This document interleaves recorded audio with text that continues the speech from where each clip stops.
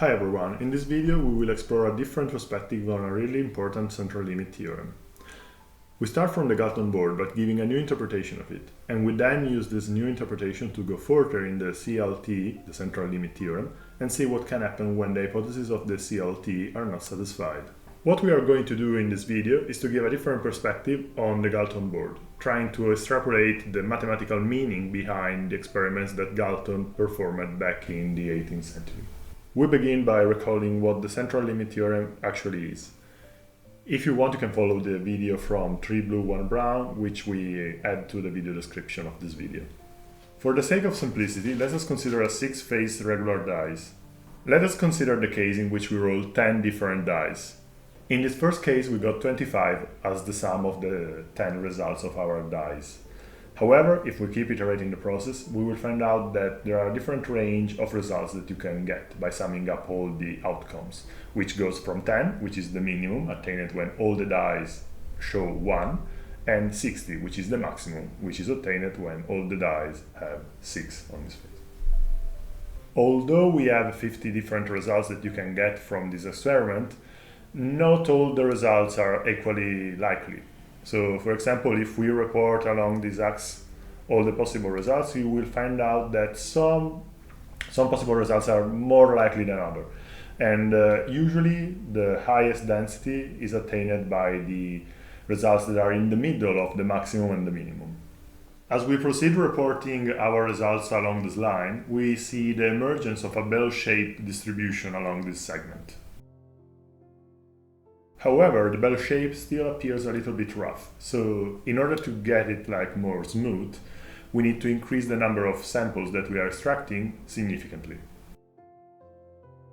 For example, this is what we got when we reached 3000 samples. So this is what we observe when we have a balanced die. However, we can run the same experiment by using uneven die. For example, in this case, our die will be more likely to show 1 and 6 as a result, while it will be less likely to show 3 and 4 as a result. So let's run the same experiment we ran on the previous case. So let's cast 10 dice and let's sum all the results that we got. So if we keep reporting the results, the sum of the 10 dice, on the x-axis, we still observe a bell-shaped distribution along the axis. However, notice that in this case, as we proceed, the bell looks like wider, meaning that the results are more evenly spread throughout its range, i.e. the results between the minimum and the maximum value that the sum can achieve. So, what makes the two experiments so different?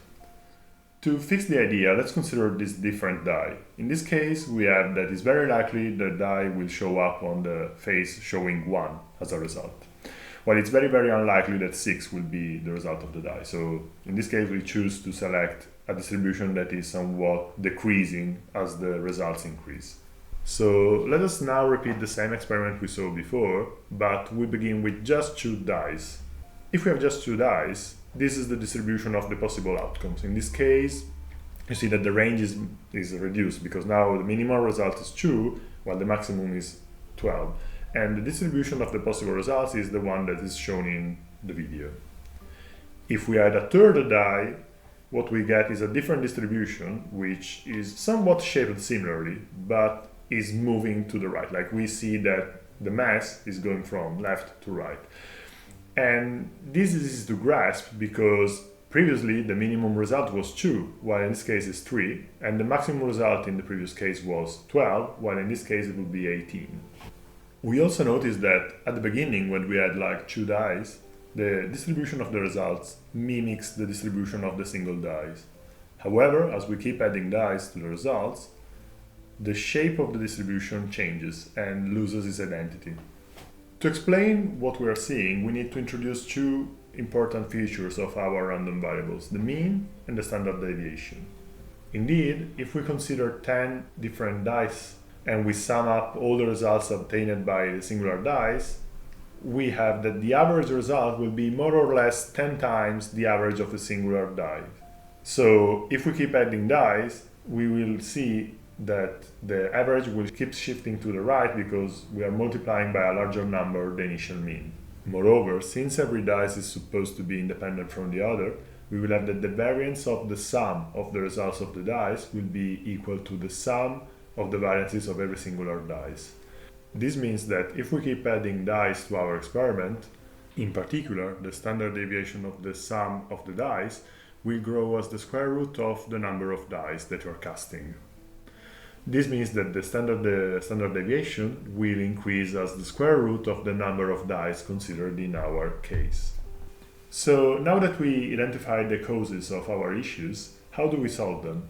The standard way to do that is to subtract from the sum of our dice the average that we are expecting to see. And after you do that, to solve the growing variance problem, we divide the resulting variable, the one from which we subtracted already the average, the expected standard deviation. In this way, for every number of dice, we get a random variable or a distribution whose average is equal to 0 and the standard deviation is equal to 1.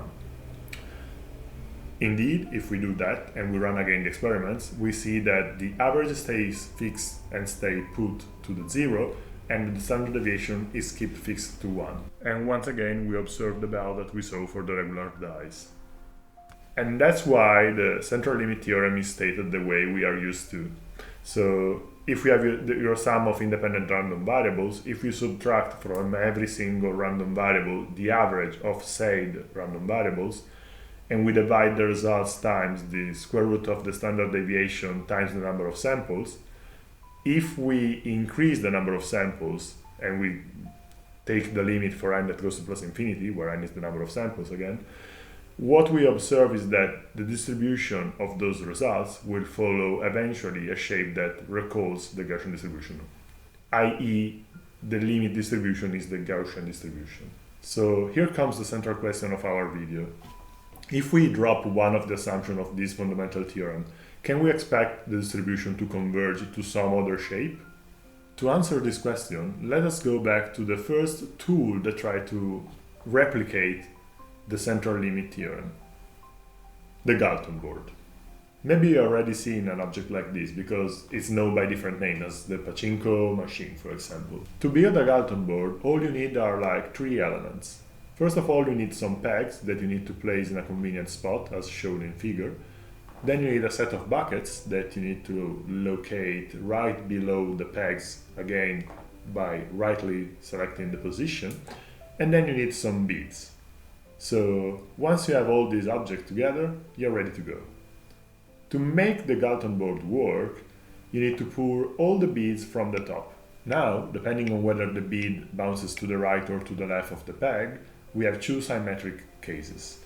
If the bead goes to the right, you have that again it will collide with the next peg in the second row, causing again some uncertainty on whether we go to the left or to the right. And you can iterate this process until it reaches the last rows of pegs, and after it selects the last direction, right or left, it will fall into a bucket. Notice that if we build our Galton board properly, every bead will bounce with probability 0.5 to the right and 0.5 to the left. Owing to the central limit theorem, we know that if we have enough peg rows and we have enough beads, the final distribution of the beads in the bucket will mimic the one of the Gaussian distribution. In mathematical terms, what we are observing is that the bead at every interaction with a peg row can move to the right or to the left with probability 0.5. If we assume that at every iteration can move to the right by a quantity that is equal to 1, or move to the left, i.e. moving of a quantity minus 1 along the x line, we can reconduct our study to the previous theorem, the central limit theorem. So in this case, the bead fell in the bucket associated with the number -3, and this is because we saw from its history that it went left 4 times and it went right only 1 time, so it's -4 plus 1 equal -3. Let us now run the experiment with a very large Galton board, and let's see what happens.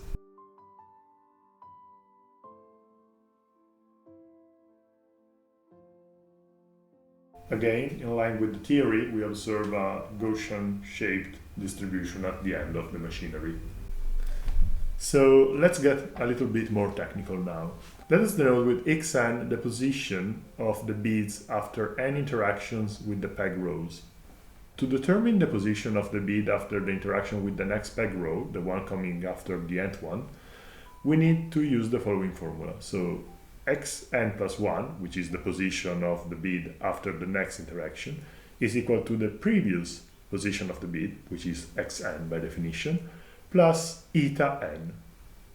Eta n, due to the construction of the Galton board, will be equal to a Bernoulli random variable, meaning that eta n is something that is not deterministic, i.e. can be equal to plus 1 with probability 0.5 and or equal to minus 1 with probability 0.5.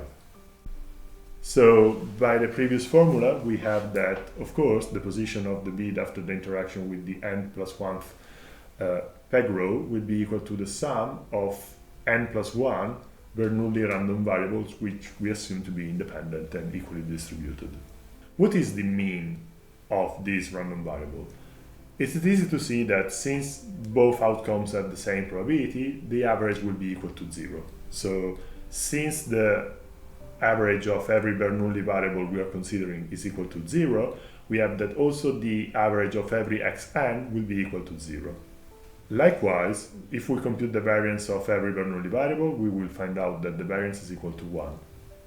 Owing again to the fact that every single Bernoulli variable we are considering is independent from the other, we can deduce that the variance of xn plus 1 will be equal to the sum of the n plus 1 Bernoulli variable that compose it, meaning that the overall variance will be equal to n plus 1. This is not a good thing, as we said before, because our variance will go to plus infinities as n grows, while instead the average will be fixed, meaning that while the bell will be centered always in 0, it will spread further and further as n increases. So this is in line with what we saw before for the central limit theorem. And in the previous case, what we did was to divide everything by the square root of n times the standard deviation of every Bernoulli variable that we are adding at every step. However, let us take the problem from a different perspective. Instead of altering the value of xn plus 1 by dividing by a square root of something, let us try to dilute the influence of the previous iteration. So instead of considering xn plus 1 equal to xn plus eta n, let us multiply xn times a quantity which we denote with 1 minus lambda, which we assume to be between 0 and 1, diminish the influence of the previous steps. If we crank up the numbers as we did before, we can still find an iterative formula, even in this case, that describes xn plus 1 as a sum of different weighted Bernoulli variable. In this case, as you can see from the video, every Bernoulli variable is scaled by a quantity that is equal to a different power of 1 minus lambda. If we apply this change, the average of the position of the bead does not change, because again we are summing up different Bernoulli variables whose average is equal to 0, and we are scaling them by a positive vector.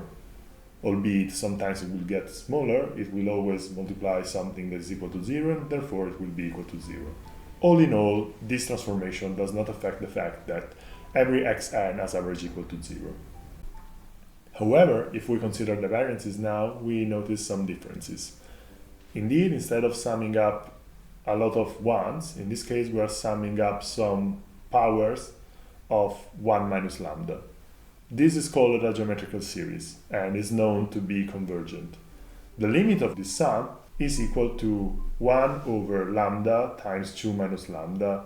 In particular, we observe that now the variance of every xn is bounded with respect to n, is always smaller than 1 over lambda times 2 minus lambda.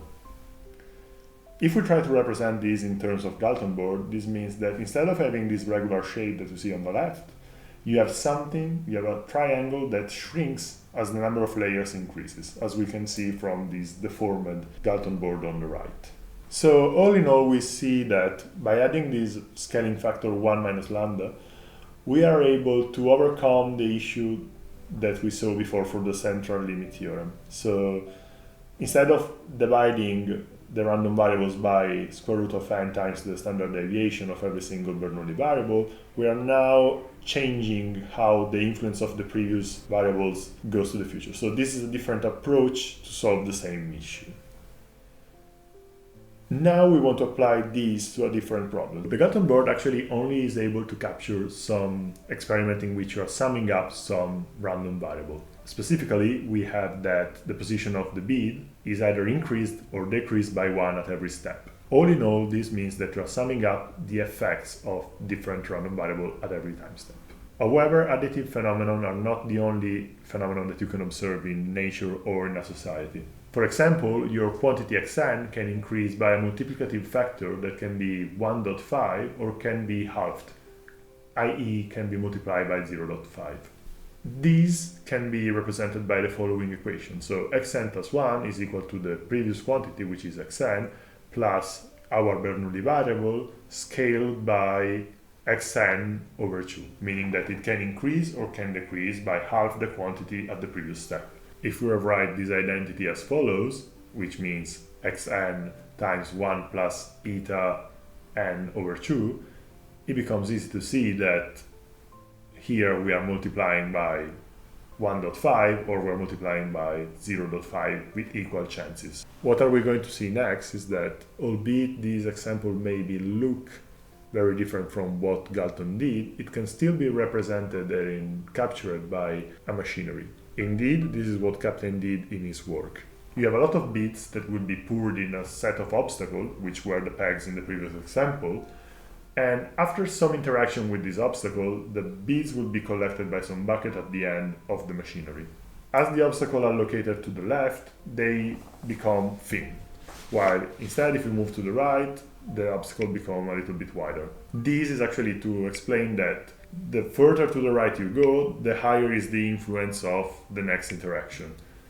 This is very similar to what we saw before, like your increase in their position, or in the value xn, depends on how much was the position of the bead at the previous step. This is in line with what we saw in the previous iteration, because to determine xn plus 1, you take xn and then you increase this value by half or decrease it by half, depending on the result of the Bernoulli variable. All in all, it means that the larger it was xn at the previous step, the larger is the increase or decrease as the next step. Notice that, albeit every obstacle in the Captain board looks different, the bead still have a 50-50% to go right or left at every interaction. Notice that in this case, the quantity xn plus 1 is determined by xn plus something that depends on xn itself. This means that we can no longer express xn plus 1 as the sum of some id variables. Meaning that in this case, the Central Limit Theorem does no longer uphold. A natural question then becomes, what happens in this case? One could wonder, if the Galton board and the Captain board are so similar, is there a way to go from one to the other? The answer is actually yes, and this is due to the fact that the logarithm transforms multiplication into sums. Indeed, let us now consider the interaction that determines the Captain board. So xn plus 1 is equal to xn times 1 plus eta n over 2. If we apply the logarithm to both sides, we get that the logarithm of xn plus 1, which we'll call yn plus 1, is equal to yn plus the logarithm of 1 plus eta n over 2. So if we call tilde eta n the term logarithm of 1 plus eta n over 2, which is a random variable because the argument of the logarithm is no longer deterministic, we see that we have yn plus 1 equal to yn plus tilde eta n. This looks familiar, right? Yes, this is the Galton interaction that we saw before. Owing to the similarities between the Galton board and the Captain board, we now try to apply the same trick that we applied to the Galton board to the Captain board. So if we are given lambda belonging to 0, 1, and we multiply the term yn in our interaction by 1 minus lambda, we get the following interaction. Owing to the properties of the logarithm, if we go back and try to express this new relationship in terms of xn plus 1 and xn, what we will find out is that xn plus 1 can be expressed as xn to the power of 1 minus lambda times 1 plus eta n over 2. Having now established that yn follows the principle behind the Galton board, we can determine that yn will converge to a Gaussian distribution. With this in mind, we can also infer that xn will converge to a distribution, which is equal to the logarithm of a normal distribution, a distribution known as the log-normal distribution. Let's see whether in practice this happens. So let us pour a lot of beads in our captain board.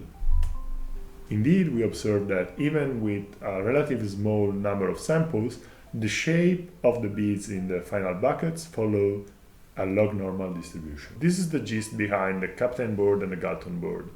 But the follow-up question, natural follow-up question, would be, can we generalize this any further? So one possible generalization of the formula used to describe the Galton interaction and the captain interaction is the following.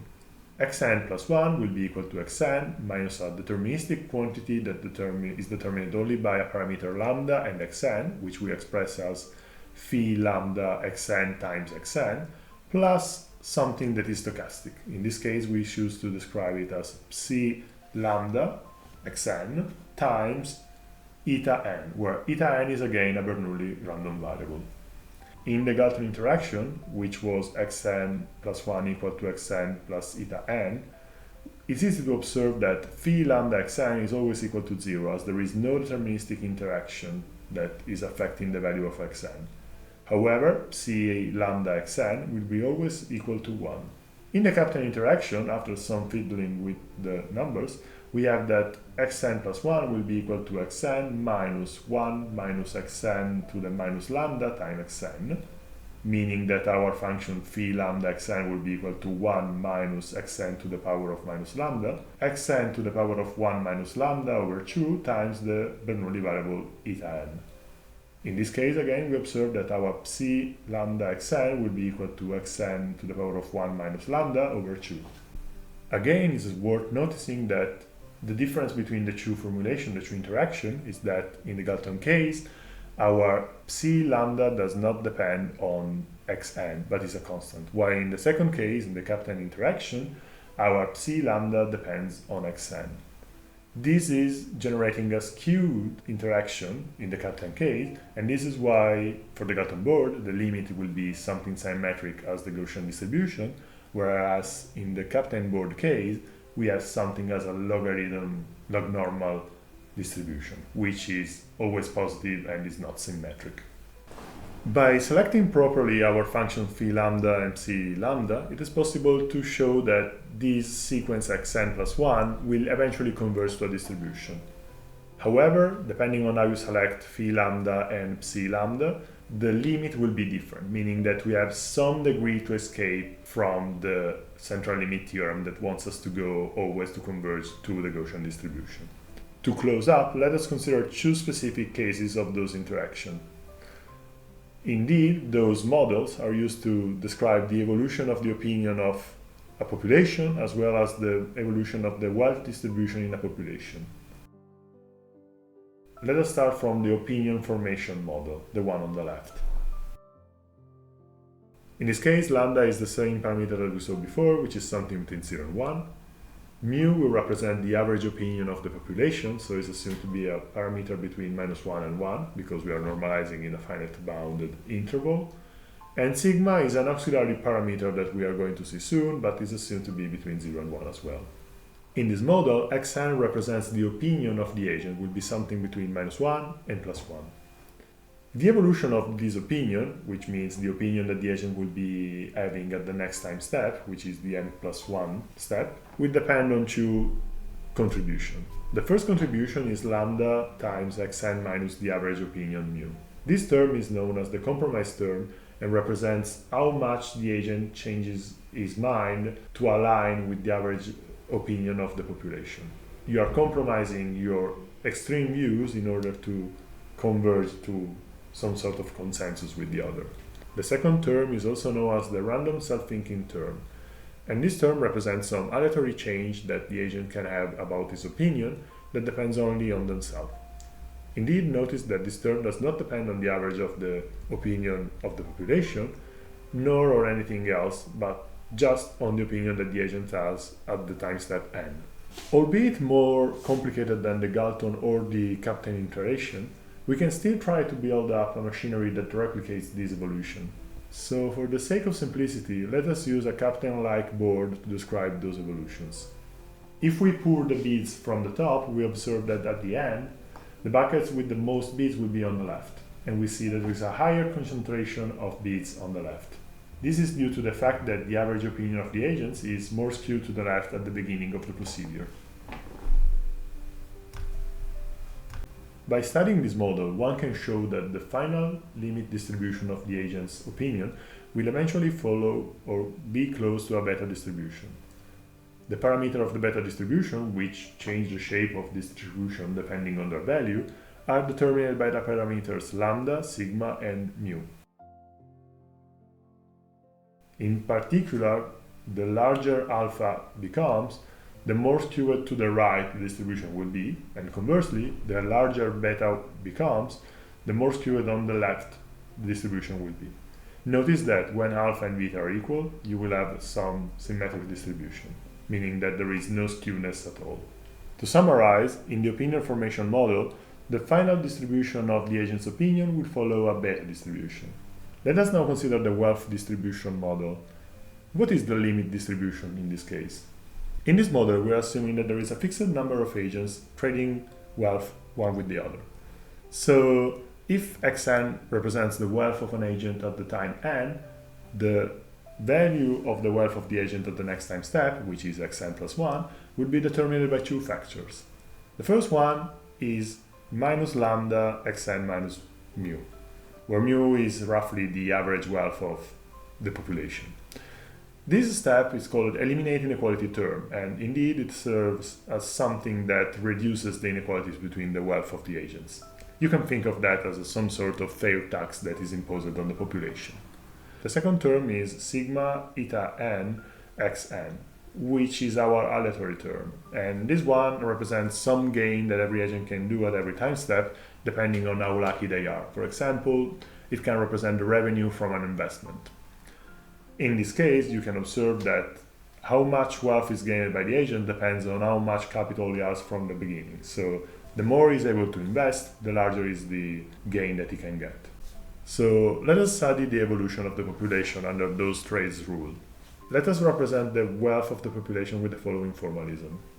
On the x-axis, we put how much wealth every agent has, and on the y-axis, we put the density of the population that possess the given wealth. So that, for example, in this case, you can see how many people have 1.5 of a given currency, or how many people have 1.0 of the given currency. If we let the population trade according to the rule that we wrote on the top of the screen, you will see that eventually most of the population will decrease its own wealth, meaning that there will be a vanishing small amount of people accruing more wealth than the others. This distribution has a name, and it's called inverse gamma distribution, and it's a distribution that has been observed ever since the ancient Egypt study.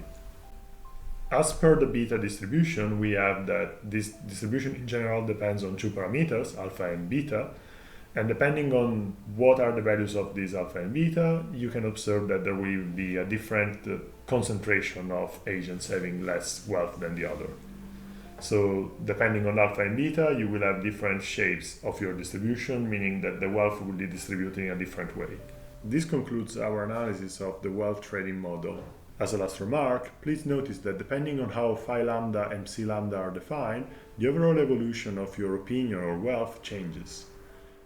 This is just to say that depending on how you select the data determining your interaction, you get two different shapes at the limit. So this is the end of the video. We hope you enjoyed, and we hope that the message was clear.